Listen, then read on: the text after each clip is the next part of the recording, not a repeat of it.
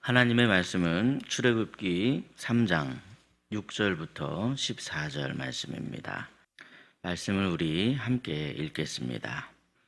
또 이르시되 나는 내 조상의 하나님이니 아브라함의 하나님, 이삭의 하나님, 야곱의 하나님이니라. 모세가 하나님 배웁기를 두려워하여 얼굴을 가리매 여호와께서 이르시되 내가 애굽에 있는 내 백성의 고통을 분명히 보고 그들이 그들의 감독자로 말미암아 부르짖음을 듣고 그 근심을 알고 내가 내려가서 그들을 애굽인의 손에서 건져내고 그들을 그 땅에서 인도하여 아름답고 광대한 땅, 젖과 꿀이 흐르는 땅, 곧 가나안 족속, 헷 족속, 아모리 족속, 브리스 족속, 히위 족속, 여부스 족속의 지방에 내려가려 하노라. 이제 가라. 이스라엘 자손의 부르짖음이 내게 달하고 애굽 사람이 그들을 괴롭히는 학대에도 내가 보았으니 이제 내가 너를 바로에게 보내어 너에게 내 백성 이스라엘 자손을 애굽에서 인도하여 내게 하리라. 모세가 하나님께 아뢰되 내가 누구이기에 바로에게 가며 이스라엘 자손을 애굽에서 인도하여 내리이까? 하나님이 이르시되 내가 반드시 너와 함께 있으리라.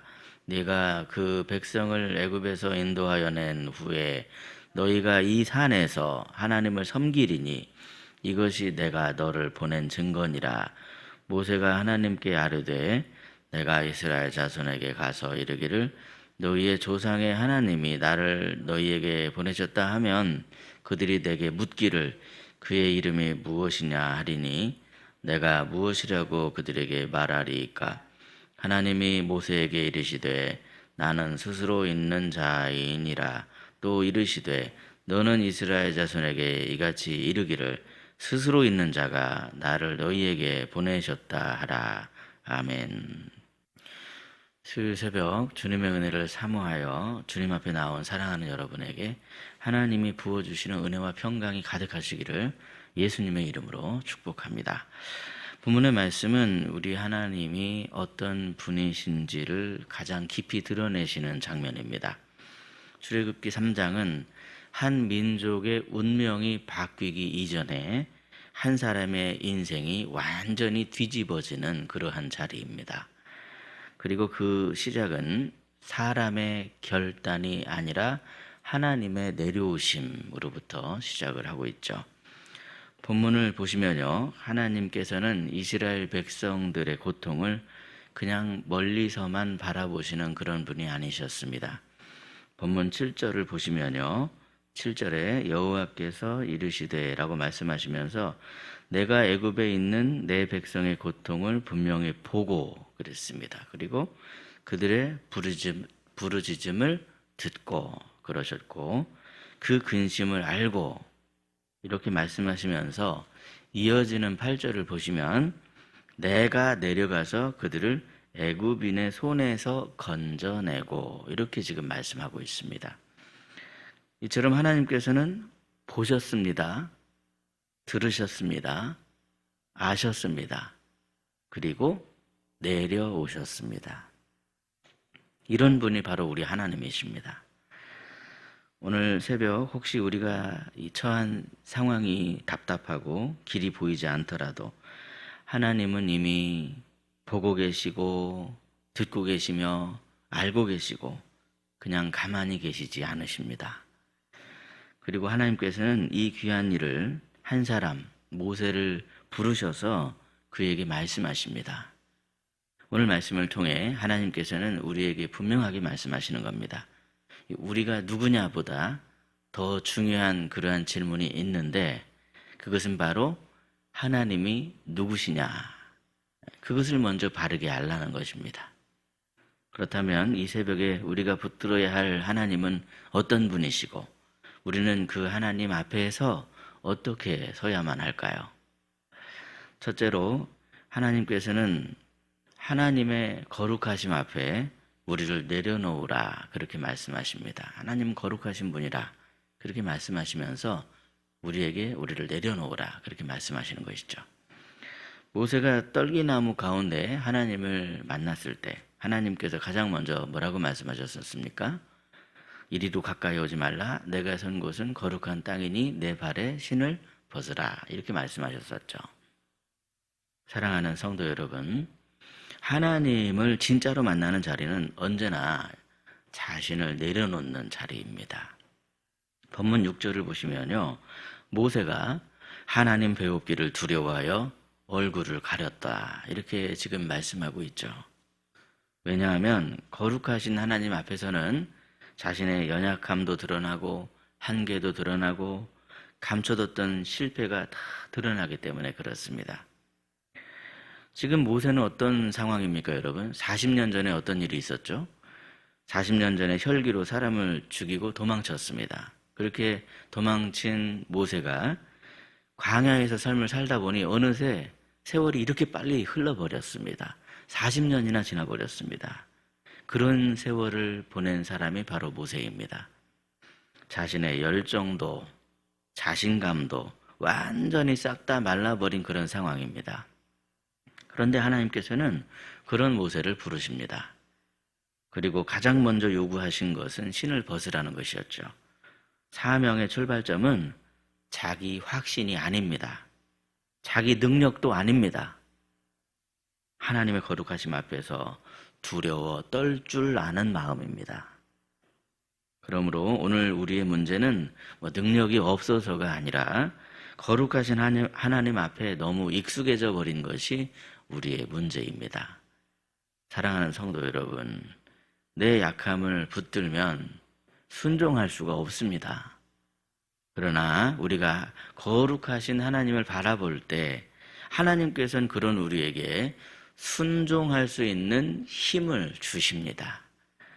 이 새벽에 다시 한번 주님, 저는 할 수 없습니다, 그렇게 고백하실 때 그 고백이 순종의 문을 여는 열쇠가 될 줄 믿으시고 고백하시는 저와 여러분이 되시기를 예수님의 이름으로 축복합니다. 둘째로 하나님께서는 우리의 능력보다도 하나님의 능력을 붙들어라. 하나님이 나와 함께 하심을 붙들어라. 그렇게 말씀을 하십니다. 본문 11절을 보시면요, 모세는 하나님의 부르심 앞에서 이렇게 말을 하죠. 내가 누구이기에 바로에게 가며 이스라엘 자손을 애굽에서 인도하여 내리이까. 내가 누구이기에 그렇게 합니까? 그렇게 이야기를 하는데, 이 말은 겸손 같지만 사실은 두려움 앞에 망설이는 그런 마음이죠. 주님, 저를 너무나 잘 아시잖아요. 제가 어떤 사람인지 아시잖아요. 그때 하나님께서는 모세의 질문에 능력을 더해주겠다, 이 말부터 먼저 하시지 않으셨습니다. 환경을 바꿔주겠다, 이렇게 먼저 말씀하시지도 않으셨습니다. 본문 12절을 보시면요, 뭐라고 하십니까? 내가 반드시 너와 함께 있으리라. 하나님께서는 그것부터 말씀하십니다. 이처럼 하나님의 일은요, 우리가 누구냐에 달려있는 게 아니라는 거예요. 하나님의 일은 항상 무엇에 달려있냐면 하나님이 함께 하시는가에 달려있습니다. 우리는 자주 이렇게 묻죠. 제가 할 수 있을까요? 제가 이걸 감당할 수 있을까요? 제가 너무나 부족한데 어떻게 해야 될까요? 그러나 하나님께서는 오늘도 이렇게 말씀하시는 겁니다. 그 질문보다도 지금 내가 너와 함께 있음을 깨달으라. 우리가 함께 하시는 하나님을 믿고 의지할 때 광야도 길이 된다는 것을 경험하게 되며 우리 앞에 있는 홍해 바다도 그것이 문제가 아니다. 하나님을 바라보게 되고 담대한 마음을 갖게 되더라 하는 그런 말씀입니다. 우리가 새벽에 기도하는 것도 마찬가지죠. 하나님께 기도하는 성도는 자기의 능력을 키우는 사람이 아니라 하나님의 약속을 붙드는 사람입니다. 그 사실을 기억하며 함께 하시는 하나님을 붙드심으로 담대하게 길을 걸어가시는 저와 여러분이 되시기를 예수님의 이름으로 축복합니다. 셋째로 하나님께서는요, 모세에게 스스로 계신 하나님을 신뢰하라고 말씀하십니다. 본문 13절을 보시면 모세는 한 가지 질문을 더 던집니다. 이스라엘 자손이 주의 이름을 묻는다면 내가 무엇을 말하리까? 이런 질문입니다. 내가 가서 너희 조상의 하나님이 너희를 이러하게 하고 저러저러하게 하라 했다. 이렇게 말하면 그들이 물으면 그 이름을 뭐라고 말합니까? 이름을 묻는데 이름을 그렇게 가르쳐 주시는 게 아니라 뭐라고 말씀하시냐면 나는 스스로 있는 자이니라. 나는 곧 나다. 이런 뜻입니다. 나는 곧 나다.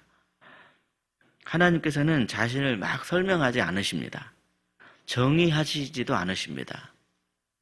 왜냐하면 우리 하나님은 어떠한 상황에서도 그 상황에 갇혀 계시는 분이 아니기 때문에 그렇습니다.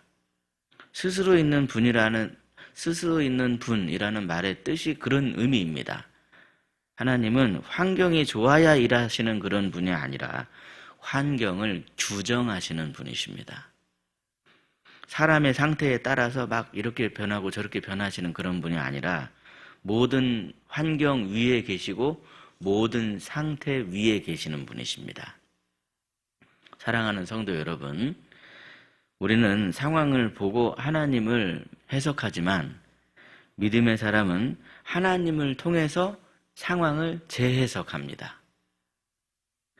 하나님이 스스로 계심을 믿는 사람은 문제 앞에서도 무너지지 않습니다. 왜냐하면 문제보다 크신 하나님이라는 사실을 알고 있기 때문에 그렇죠. 오늘 새벽에 하나님께서는 우리가 얼마나 준비되었느냐 그걸 묻지 않으십니다. 너 얼마나 준비됐어? 그렇게 묻지 않으십니다. 너는 나를 어떻게 알고 어떻게 믿고 있느냐 그걸 물으시더라는 것이죠. 그만큼 우리의 믿음이 중요합니다. 하나님이 어떤 분이시라고 믿는가 그것이 중요하기 때문에 너는 나를 어떻게 알고 있고 어떻게 믿고 있느냐 그렇게 물으시더라는 거죠.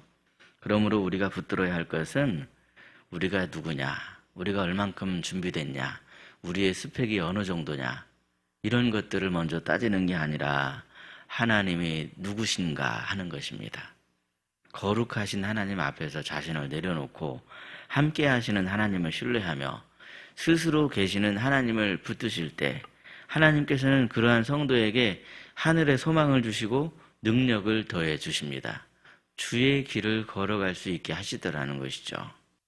때로는 내 생각과 내 욕심과 내 뜻으로 하나님을 막 규정하려 할 때가 있는데 그게 먼저가 아니라 하나님께서 우리에게 말씀하시는 그 음성을 듣기 위해서는 하나님이 어떤 분이신가, 하나님이 나에게 가길 원하시는 그 길이 무엇인가, 하나님이 어떤 분이신가를 먼저 알게 될 때 그 다음 여러 가지 일들이 풀려지게 되고 하늘의 소망을 갖게 되며 하나님께서 주신 능력으로 그 길을 걸어갈 수 있다 하는 그 사실을 기억하시고, 그러므로 이 새벽에 그러한 우리 하나님을 신뢰하심으로 하나님이 맡기신 생명 살리는 일에 귀하게 쓰임을 받으시는 저와 여러분이 되시기를 예수님의 이름으로 축복합니다.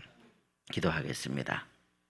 우리의 문제보다도 훨씬 더 크신 하나님, 오늘 말씀을 통해 우리가 붙들어야 할 분이 우리 자신이 아니고 스스로 계신 하나님이심을 다시금 깨달을 수 있게 하여 주시니 참으로 감사합니다.